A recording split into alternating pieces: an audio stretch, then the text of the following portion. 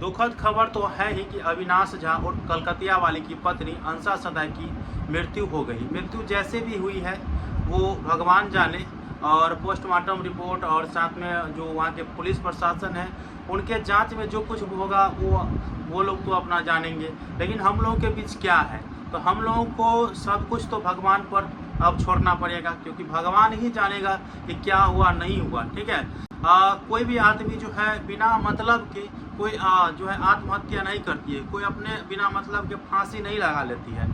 और आप लोग समझ सकते हैं, बोल रहे हैं कि मेरे से उनके संपर्क में कोई भी झगड़ा झंझट नहीं होता था, अच्छे खासे से वो रहते थे।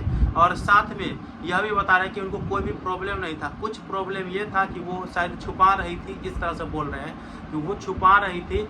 उनको जो है कुछ ब्रेन की समस्या थी और कभी कताल वो होता था, और वो ब्रेन की समस्या में ये होता था कि वो कह रही थी कि कभी कताल मन होता है कि मैं किसी को मार दूँ या खुद को मार लूँ।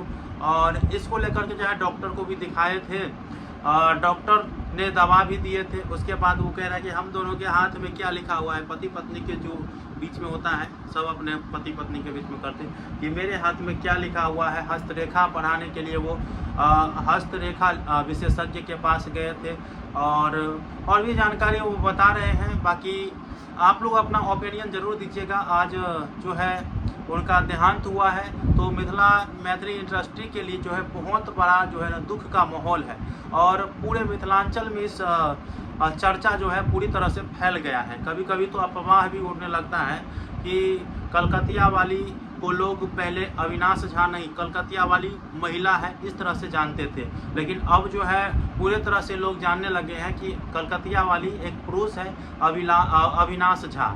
ठीक है, और बाकी आप लोग क्या कहना चाहते हैं वो कमेंट बॉक्स में ज़रूर बताइएगा। इनके 6 महीना भी शादी के नहीं हुआ था, जनवरी महीने में उन्होंने शादी किए थे, लव मैरिज थी।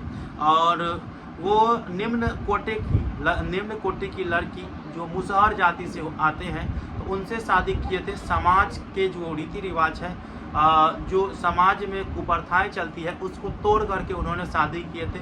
अच्छा माहौल जो है स्थापित किया था अपने समाज में। लेकिन क्या किसका नज़र लगा मुझे भी कुछ पता नहीं है, और जिसका भी नज़र लगा वो बुरी नज़र है। और आप लोगों को मैं इतना ही कहूँगा कि इनके भावपूर्ण श्रद्धांजलि दीजिए।